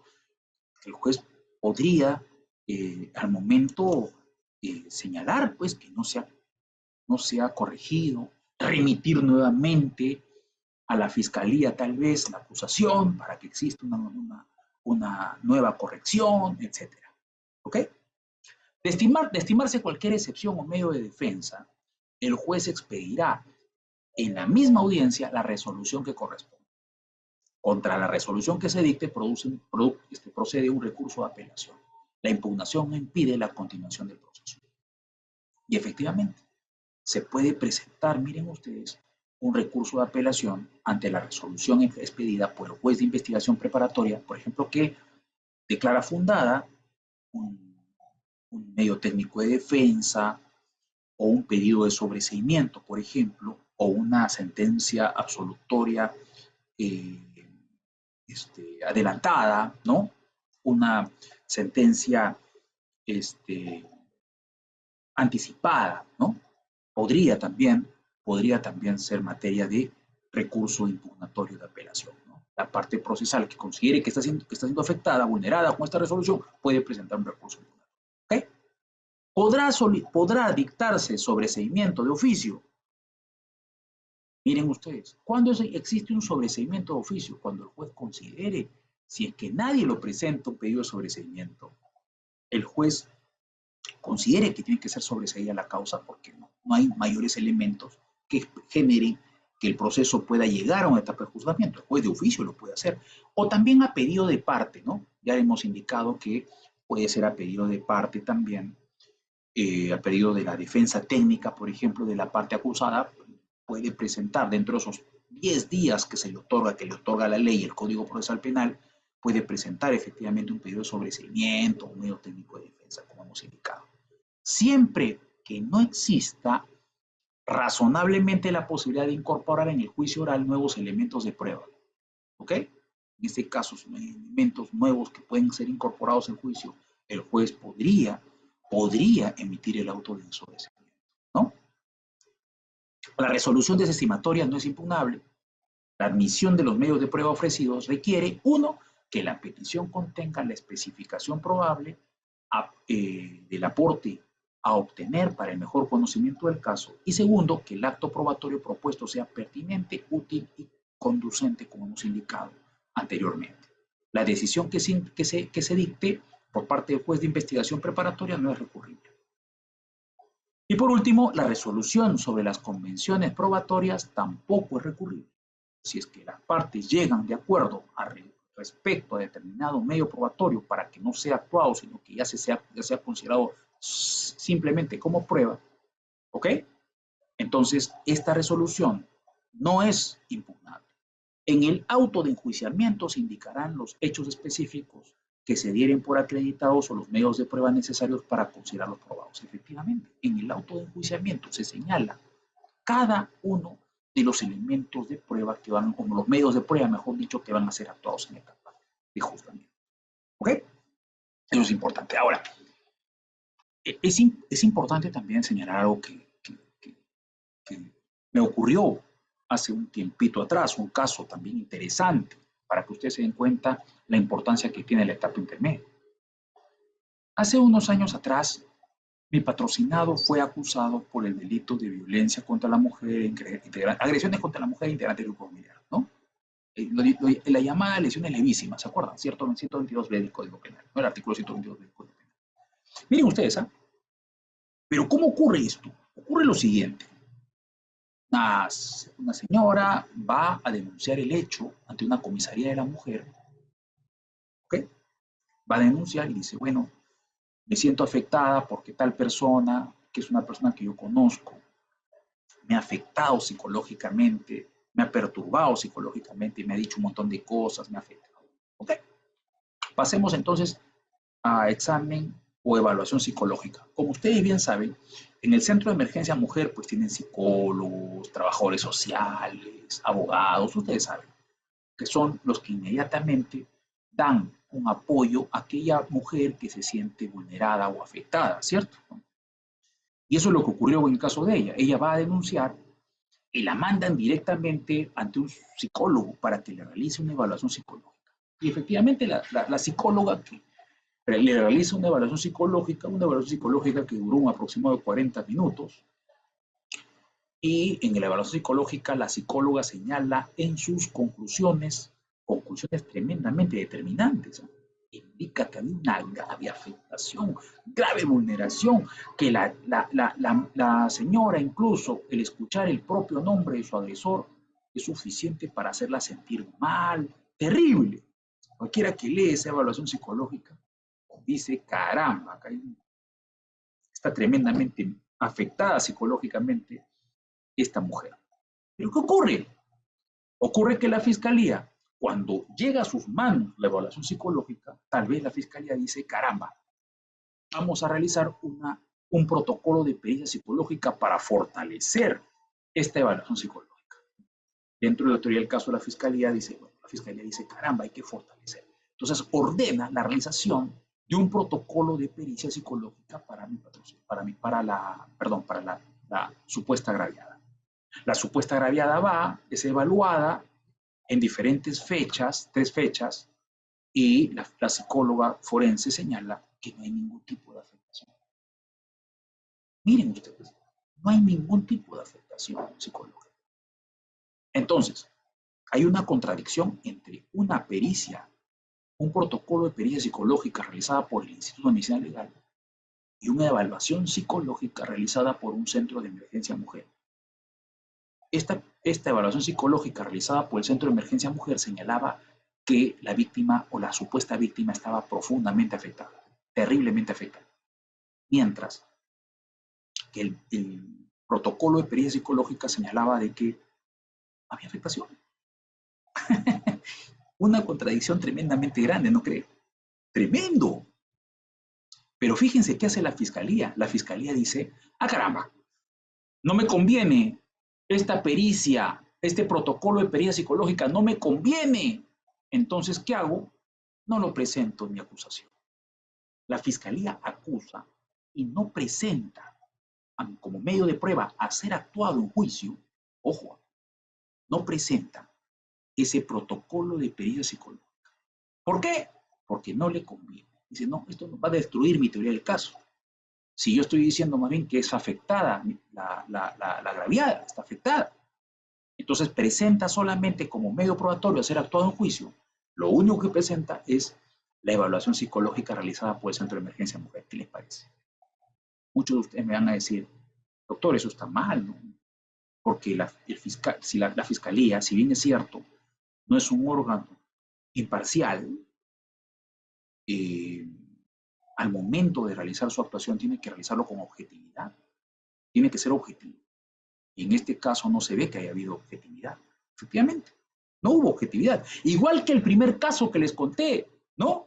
El caso del delito de robo agravado, donde supuestamente a la víctima la habrían pateado en el suelo, la habrían agredido, y en el reconocimiento médico legal no habría ningún tipo de lesión. Tampoco ahí la fiscalía actuó afectando el principio de objetividad, que es obligatorio que cumplan cabalmente con este principio. Fiscalía. Bueno, en este caso ocurrió eso. Presentó su acusación, fue notificado a todos, pero la fiscalía presentó como medio probatorio a ser actuado en juicio la evaluación psicológica practicada o realizada en el Centro de Emergencia Mujer y no señaló por ningún lado la pericia o protocolo de pericia psicológica practicada por el Instituto de Medicina Legal. ¿Ok? No lo presentó. Entonces, ¿cuál era la función del abogado en ese momento? A mí me tocó participar en ese control de acusación y yo ya lo había planteado como medio probatorio en mi escrito ya de observaciones a la acusación. Había presentado como medio probatorio, uno de los medios probatorios a ser actuados en juzgamiento, el protocolo de pericia psicológica practicada a la supuesta víctima que señalaba que no había ningún tipo de afectación. ¿Ok? Miren, ¿no? Y la jueza obviamente lo aceptó. Demostramos su utilidad, su conducencia y su pertinencia. Y efectivamente, en juzgamiento, obviamente, iban a haber dos pruebas contradictorias. Una presentada por la fiscalía y otra presentada por la defensa técnica. Allí iba a tener que los jueces valorar cuál es la que tiene mayor importancia, cuál es la que tiene mayor trascendencia. Una evaluación realizada por un especialista del Centro de Emergencia Mujer, que es prácticamente contratado por el Ministerio de la Mujer, o un protocolo de pericia psicológica realizada por un perito psicológico forense que trabaja en el Instituto de Medicina Legal, que le pertenece o forma parte, mejor dicho, al Ministerio Público. ¿Cuál de los dos tendría mayor valor?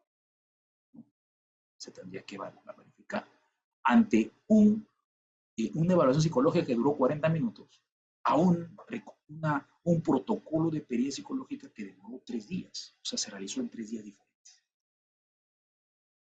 Esas cositas iban a ser. Ahora, claro, a favor de la fiscalía iba a señalar, no, pero la que fue la primera que fue realizada con poco tiempo después de los hechos fue la evaluación psicológica del Centro de Emergencia Mujer. Seguramente eso iba a señalar la fiscalía, o va a señalar o va a indicar la fiscalía. Hay que valorar todas las circunstancias, no solamente una. Todas las circunstancias. ¿Ok? ¿Ok? Pero esa afectación psicológica condice luego con un examen que no fue realizado en muchos días posteriores, sino en algunos días posteriores, el que indica que no hay ningún tipo de afectación psicológica, o sea, una afectación que de acuerdo a la evaluación psicológica, una evaluación generaba una profunda perturbación y a los días, digamos, ya no hay ningún tipo de afectación, podría ocurrir eso. Todo eso estaría en el ámbito del debate, en juzgamiento, y sería debatible, ¿no? La fiscalía va a señalar sus puntos, pero permite que la defensa también cuestione. Ah, no, tú quieres utilizar. ¿Por qué la fiscalía utiliza, por ejemplo, una evaluación de centro de emergencia mujer? ¿Por qué no está actuando un protocolo de pericia psicológica realizada por un especialista que trabaja obviamente también para el Ministerio Público? Allí va a depender también de cuál es la especialidad que tenga cada uno. Allí va a depender también cuál es el tiempo de experiencia que tenga cada uno. Miren ustedes, pero ya se genera un debate. Si el abogado no presenta, no plantea esa prueba en el juzgamiento, en la etapa de control de acusación, si yo no lo planteaba como medio de prueba a ser actuado en juicio, solamente lo único que iba a ser actuado sería esa evaluación psicológica del Centro de Emergencia Mujer. Los jueces, o mejor dicho, la juez unipersonal en el juzgamiento nunca iba a tomar conocimiento de la existencia de ese protocolo de pericia psicológica que señala que no hay ningún tipo de afectación de la supuesta víctima. ¿Se dan cuenta? ¿Se dan cuenta? Entonces, por eso es importantísimo la etapa intermedia.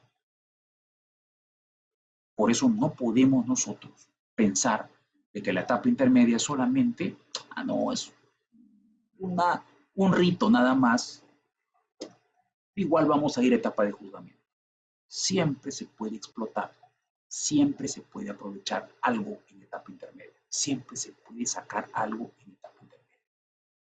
Entonces hay que entender eso, que es una etapa muy importante en donde producto de la litigación podemos lograr, miren ustedes, cosas importantes que luego en etapa de juzgamiento nos van a servir muchísimo.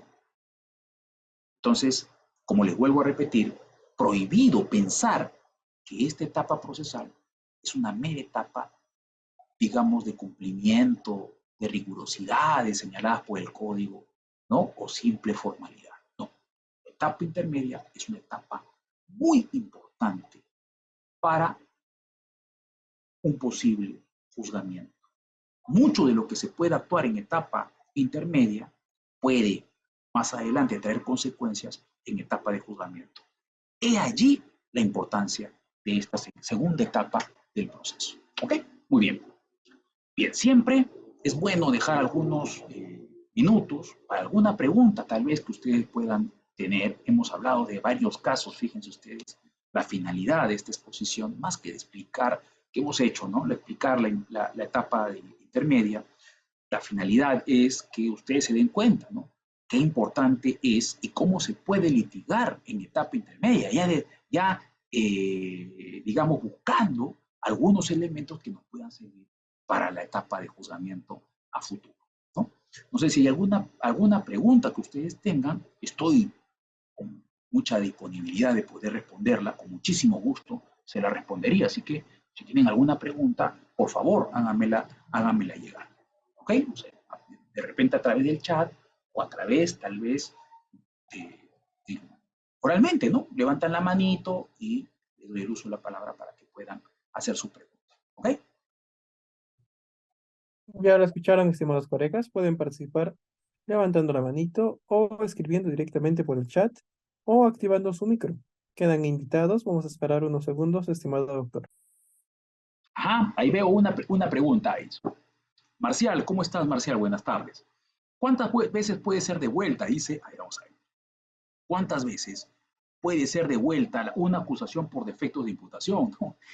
Mira tú, Marcial, el Código Procesal Penal no nos señala esto.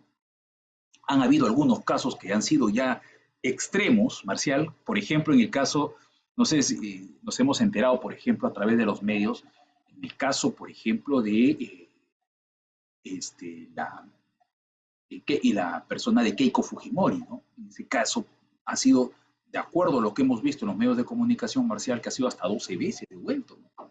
Bueno, la devolución puede ser en diferentes oportunidades. ¿Cuál es el tema? No se señala cuántos específicamente, puede ser las oportunidades que crea conveniente el juez, Marcial. Recuerda que el juez es el que controla, prácticamente el juez es el que se encarga del control prácticamente en esta etapa. Ahora, lo que tiene que hacer el juez es verificar que toda esta imputación, estos defectos de imputación estén todos salvados, que no haya cuestionamientos. Entonces, cada corrección va a ser nuevamente materia de debate y las partes procesales van a poder cuestionar, si es que creen conveniente, van a poder cuestionar efectivamente la corrección realizada por la Fiscalía. Y el juez tiene que tomar la decisión si es que lo devuelve nuevamente o no. Entonces, no hay un marco. Va a depender efectivamente de cómo haya sido corregida esa acusación y en el debate qué tantos fundamentos hay en contra de esa corrección. Y si que se necesita una corrección más, y si la corrección también, ojo, Marciala, si la corrección es necesario devolver la acusación, porque ya el mismo Código Procesal Penal indica que la corrección podría realizarse también en la misma audiencia. ¿Ok? En la misma audiencia de control de acusación. Muchísimas gracias, Marcial, por tu pregunta. Brenda, ¿qué tal? Buenas tardes, Brenda. Brenda dice, en el caso el fiscal ya esté demorando demasiado por la investigación, ¿a quién y cómo presento el escrito solicitando control de plazo? Dado que no se conoce hasta el momento el nombre del juez ni el número de expediente dado recién está en investigación preparatoria. Ojo, Brenda, si es que ya estamos en investigación preparatoria formalizada, recuerda que la obligación del fiscal es, cuando existe una formalización de investigación preparatoria, envía efectivamente esa formalización a un juez de investigación preparatoria que es el que va a tomar conocimiento y allí inmediatamente ya se asigna un número de expediente. Así que Brenda, si está en etapa de investigación preparatoria formalizada, pues ya hay un juez de todas maneras y un número de expediente, ¿no? De todas maneras. Ahora, cosa diferente es si está en diligencias preliminares o investigación preliminar.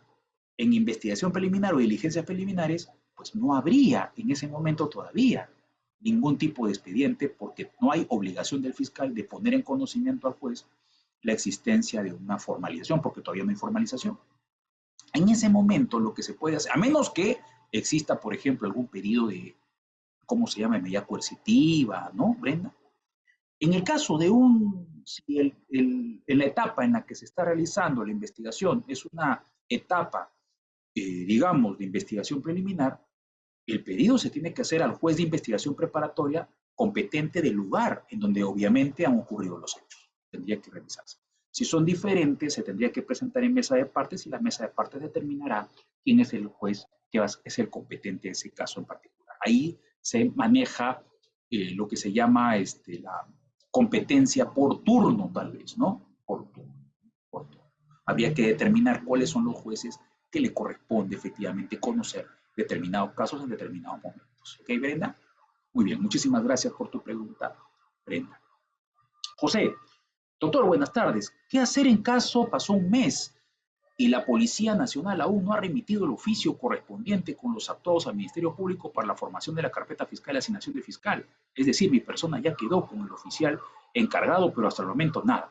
Bueno, solicitar a la Fiscalía que la Fiscalía efectivamente disponga eso, ¿no? Y bueno, señalar a la Fiscalía que, bueno, los plazos para la investigación preparatoria, o mejor dicho, los plazos de diligencias preliminares se están contabilizando, ¿no? Y esto puede acarrear efectivamente la posibilidad de un control de plazo a futuro, o sea, ¿no? Si es que policía, ya conversaste con el policía dijo que sí lo va a enviar y no lo envía, pues para eso está el fiscal, se le puede señalar al fiscal, señor fiscal, ya está, según lo que hemos tomado conocimiento, ya está listo el informe, ya están listos los recaudos, solicito que su dependencia recabe, ¿no?, de la policía correspondiente, toda vez que la policía no lo está remitiendo, pese a que ya está todo listo, todo hecho de acuerdo a mi conocimiento. Tendrías que presentar un escrito solicitando efectivamente eso a la Fiscalía, indicándole también lo que le está indicado, ¿no? Que los plazos igual corren y eso va a generar un problema en el caso de los plazos de la diligencias preliminares, ¿no? ¿Ok? Que puede acarrear un pedido de control de plazo. Tal como hemos señalado en la pregunta anterior que me hizo Brenda, el control de plazo también se puede presentar en, para casos que están todavía en diligencias preliminares o investigación preliminar también. Recuerden que los plazos de la investigación preliminar o diligencias preliminares, de acuerdo a la jurisprudencia de nuestro país, son los mismos plazos que corresponde a la investigación preparatoria, ¿cierto? Así que esos plazos tienen que contabilizar. Bueno, de repente, José, no lo sé, puede ser, no lo sé, tienes que evaluar, José, si para ti es conveniente, ¿no? Apurar esto o no apurarlo, dependiendo obviamente del abogado de qué parte procesal seas, ¿no? Y tienes que evaluar si te conviene o no, porque podrías presentar un control de plazo en su oportunidad, ¿no? Para que no continúe ya las diligencias preliminares y la fiscalía se pronuncie, ¿no? Entonces eso podrías evaluarlo, tendrías que evaluarlo tú. ¿Ok? Bien, otra pregunta. José, muy bien, dice. Gracias, doctor. Una pregunta, ¿cómo se realiza la diligencia de declaración en cámara GESEL que debo tener en cuenta o hacer como abogado? Ah, ya, muy bien, muy buena pregunta, José. En cámara GESEL, todos sabemos, bueno, la diligencia en cámara GESEL, la persona evaluada se supone que está en una cámara y piensa que no hay nadie que lo está viendo, ¿cierto? Pero las personas, las partes procesales, sí la vemos y la escuchamos todo lo que dice. Esta persona en esta cámara está prácticamente con un psicólogo, con un especialista, que es la persona que le va a realizar determinado interrogatorio para verificar si se han cometido o no algún delito, sobre todo delitos relacionados con los delitos sexuales, ¿no? Y en agravio de menores, sobre todo. En esos casos se utiliza la cámara GES, ¿ok? Para no afectarla nuevamente. Entonces, este especialista en esta cámara, todas las partes procesales estamos viendo a través de una luna, pero la evaluada no nos puede ver, ella ve un espejo, ¿no? En otro ambiente, las personas que participan en la cámara GESEL están viendo lo que está sucediendo, están viendo lo que está diciendo también la menor, cómo reacciona también la menor, está viendo eso. Y el psicólogo es el que, de alguna manera, realiza algunas preguntas y evalúa, pues, ¿no? Evalúa para verificar si se ha cometido el hecho o no. Luego de esto, existe la posibilidad de que las partes procesales puedan hacer alguna pregunta, pero como tú comprenderás, José, la pregunta no puede ser directamente a la menor, sino que la pregunta es por intermedio de la psicóloga. O sea, la pregunta se le hace al psicólogo o a la psicóloga para que la psicóloga se lo haga a la menor. ¿Ok? Entonces, ese es el ámbito de intervención de cualquier persona que quiere participar en cámara GES. Va a escuchar, va a ver lo que dice la persona evaluada junto con el psicólogo es el que lo empieza a interrogar. Las preguntas tienen que ser, también, ojo, pueden ser cuestionables las preguntas, ¿ah? Ojo, ¿ah? Puede haber cuestionamiento a las preguntas, ¿ah? Las preguntas tienen que ser, pues, para que la menor más bien se explaye y no pueden ser, obviamente, tendenciosas, no están prohibidas, evidentemente. Y una cuestión que es importante es que también las partes procesales pueden participar haciendo alguna pregunta por intermedio del psicólogo. ¿Ok? Se hace la pregunta por intermedio del psicólogo, el psicólogo se lo hace a la menor. Entonces, así funciona José la Cámara GESE. La participación del abogado es escuchar, ver y también poder preguntar, ¿no? Por intermedio, eso sí, de la psicóloga que está junto con la persona evaluada en esa cámara, GESEL, en esa cámara en el que la evaluada considera que no hay nadie que la esté escuchando, pero ya sabemos que todas las partes procesales pueden estar escuchando las que participan en esta diligencia. ¿Ok, José? Muchas gracias, José, por tu pregunta. Wilson, ¿cómo estás? Te escuchamos, Wilson. Adelante, Wilson. Has levantado Sí, la mano. sí, ¿Cómo buenas estás? tardes, doctor. ¿Qué tal? Qué gusto Bien. escuchar. Ya, Adelante. quiero hacer una pregunta, doctor. En cuanto a la acusación, acusación directa, en cuanto en la acusación directa, doctor, yo como abogado puedo, en acusación directa puedo presentar control jurisdiccional de la acusación fiscal, o sea, que existe etapa intermedia cuando existe la acusación directa. Claro que sí, Wilson. La acusación directa, esto genera que se notifique esa acusación por el plazo de 10 días. Y en eso se puede presentar las observaciones como es indicado y luego el juez tiene que señalar una audiencia de control. O sea, a partir de la acusación directa se realiza la etapa intermedia. En acusación directa hay de todas maneras etapa intermedia, Wilson. Lo único que no hay en acusación directa es la etapa de investigación preparatoria formalizada. ¿Qué es lo que busca la acusación directa? Que de diligencias preliminares pasemos directamente a etapa intermedia, sin actuar una formalización o etapa de investigación preparatoria formalizada. O sea, de todas maneras, Wilson, cuando hay acusación directa, hay etapa intermedia, de todas maneras. Hay control de acusación, de todas maneras. Lo que sí no hay es una investigación preparatoria formalizada. ¿Ok? ¿Ok, Wilson? Muchas gracias por tu pregunta, Wilson. Ernesto, ¿cómo estás, Ernesto? Dice, doctor, disculpe, respecto a la pregunta anterior, ¿qué hacer si el psicólogo no desea hacer la pregunta que requiero para ilustrar mejor el caso? Ojo con esto, ¿no? Afecta tu derecho de defensa, Ernesto. Claro, la pregunta no podría realizarle el psicólogo. Yo supongo que puede, al considerar el psicólogo que la pregunta podría ser atentatoria, vulneratoria, afectatoria, pero Ernesto podría reformularse la pregunta fácilmente. Pero el que controla, ojo, prácticamente la diligencia es el juez. ¿Por qué, Ernesto? Recordemos que el cámara Gesell es prueba anticipada. Por lo tanto, tiene que estar presente un juez. El juez es el que controla si la pregunta, Ernesto, es correcta o no, conveniente o no. No el psicólogo. ¿Ok? El juez es el que... Entonces, si el juez considera que tu pregunta de repente puede perturbar a la menor, puede decir, bueno, señor abogado, reformule su pregunta. Pero siempre en cámara Gesell tiene que estar presente, eso es importante, el juez, porque es considerada la cámara Gesell como prueba anticipada.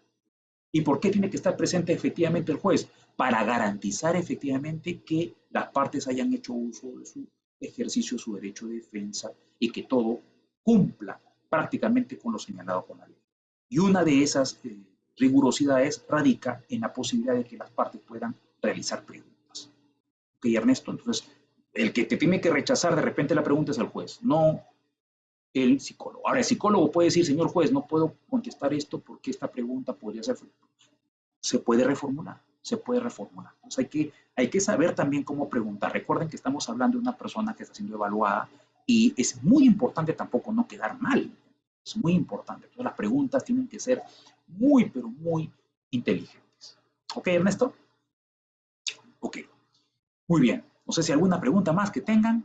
¿Alguna Sí, duda? doctor, de Adelante, cámara adelante. Gesell. Adelante, Wilson. En cuanto en cámara Gesell, por ejemplo, el hecho concreto no se ha determinado en cámara Gesell, pero después, a posterior, el fiscal solicita que se lleve de nuevo el examen de cámara Gesell. En este caso, revictimización, ¿hasta dónde podría determinar o es que ya no se puede llevar de nuevo cámara Gesell? Importante, Wilson. Sí. Uno de los cuestionamientos enormes que hace la Fiscalía cuando los abogados piden la declaración de las personas, ¿no? De las personas agraviadas, es justamente eso, la revictimización. El pasar nuevamente por cámara Gesell implica, Wilson, una revictimización. Y acuérdense que uno de los fundamentos principales por los que se utiliza la cámara Gesell es para que, digamos, poco tiempo o inmediatamente después de cometidos los hechos, la persona que ha sido agraviada por algún tipo de delito pueda señalar con lujo de detalles de repente qué es lo que ha ocurrido. Porque todos recordamos que al pasar el tiempo, pues tendemos a olvidar. La memoria es frágil. Entonces, basándonos en ese fundamento, imagínense, ¿no? Hacer una cámara Gesell primero y luego pedir otra cámara Gesell cuando todos sabemos, ojo, Wilson, todos sabemos que las personas pueden ser contaminadas. El hecho de ir a una dependencia ya podría contaminarte y podrías tú asumir cosas que antes no asumiste, anteriormente no asumiste. Eso sería tremendamente peligroso. Ahí lo recomendable es, Wilson, un poquito chequear lo que está señalando la psicología del testimonio, que es una rama de la psicología que se encarga justamente de la investigación de los testigos y si los testigos pueden decir la verdad o mienten. O de repente se imaginan una verdad que no existe. Ha habido muchas investigaciones respecto a los menores. Y esta psicología del testimonio indica incluso qué preguntas se le pueden hacer a los menores. ¡Ojo! Ahora, yo les adelanto algo que es muy importante. El Instituto de Medicina Legal tiene un protocolo también relacionado a las cámaras GESEL. Y en ese protocolo, que ustedes lo pueden encontrar en la página web del Ministerio Público, se señala también cómo es que se tiene que actuar, cómo tiene que actuar un psicólogo. Ojo, hay que tener mucho cuidado, ¿eh? Si está actuando bien o mal, porque el propio psicólogo con sus preguntas puede inducir a la menor a decir algunas cosas. Pues hay que tener mucho, hay que chequear ese protocolo y ver cuándo podría darse este tipo de situaciones para cuestionarlas. Y también estudiar un poquito la psicología del testimonio en menores para considerar cuándo es oportuno, efectivamente, cuándo es oportuno considerar de repente una declaración y cuándo no, sobre todo cuándo no. Cuando una persona puede ser contaminada. Con el paso del tiempo la persona puede ser contaminada también. Sus familiares diciéndole que ha sido víctima, por ejemplo, de algún tipo de situación, ya eso generaría una contaminación. Eso sería muy importante para cuestionar efectivamente, Wilson, la posibilidad de otra cámara GESEL. De otra cámara GESEL. ¿Ok? Eso sería, digamos, muy importante para cuestionar. Muchas gracias, Wilson. Vamos a ver, acá hay otra pregunta. Ya. Ernesto, ¿cómo estás? Dice, Ernesto dice, por otro lado, comentarle que en caso de querella, en mérito a que cuando mi expareja desapareció, sus familiares acusaron falsamente a una colega, refirieron falsas acusaciones, como si fuera la nueva Rosario Ponce, entre otras cosas. Tiempo después apareció el ex, quien al parecer había estado peleado. En tal sentido me comentó mi colega que solicitó copia de los actuados de la desaparición, más aún cuando ella fue la denunciante, pero le refirieron que ello no se podía actuar dado que ella no había sido parte en el proceso. Obviamente tener esos actuados serían vitales para el proceso de querella. ¿Qué se podía hacer en ese caso? Claro, efectivamente. Tiene razón.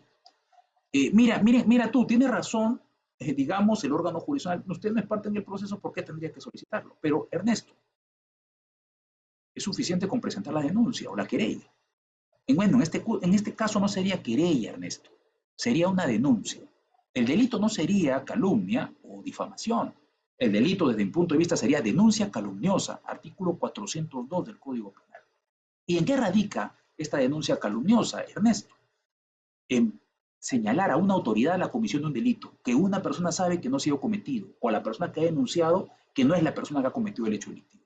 Esa es la denuncia calumniosa. Yo pienso que hay denuncia calumniosa en este caso, Ernesto. ¿Por qué? Porque ya se ha puesto en conocimiento una autoridad de la comisión de un delito, que sabe la persona que no lo ha cometido, la persona denunciada.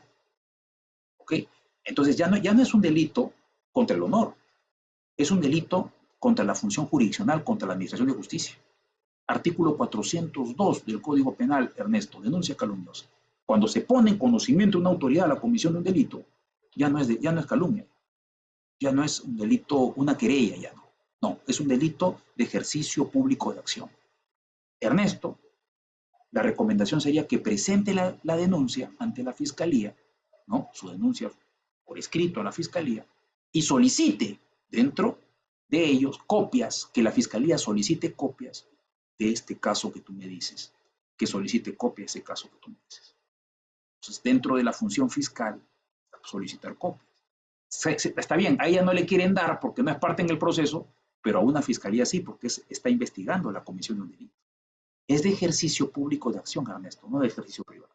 No sería una querella, sería una denuncia ante la fiscalía por el delito de denuncia calumniosa. Ella sería la perjudicada, el agraviado sería el Estado, Ernesto. ¿Ok? Eso es lo que tendría que hacer. ¿Ok? Muchísimas gracias, Ernesto, por tu pregunta.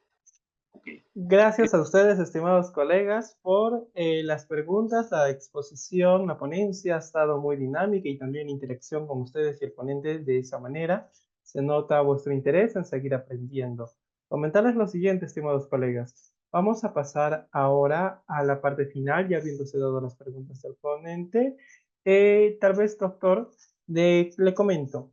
De fruto de esta exposición, tal vez se ha dado alguna conclusión o alguna recomendación que usted desee darles a los colegas de cara a mejorar su expertise profesional en la litigación, sobre todo en esta etapa intermedia. Quedando a sus comentarios, estimado doctor. Claro, nuevamente reiterar, Edinson, algo que es muy importante. Recuerden, la etapa intermedia no es un formalismo, es tremendamente importante. Miren cuántos casos les he comentado, y hoy hay varios casos más que les podría comentar, para que ustedes se den cuenta qué importante que es esta etapa procesal. Y recuerden algo que es muy, creo yo, indispensable. Tienen que darse cuenta de que en etapa intermedia pueden sacar algo de provecho de cara a una etapa de juzgamiento a futuro. Entonces, piensen en ese sentido y estudien bien sus casos, evalúen bien sus casos, porque creo que podrían sacar petróleo prácticamente en una etapa que para muchos es solamente un simple formalismo. Muchísimas gracias, Edison, y muchísimas gracias a cada uno de ustedes.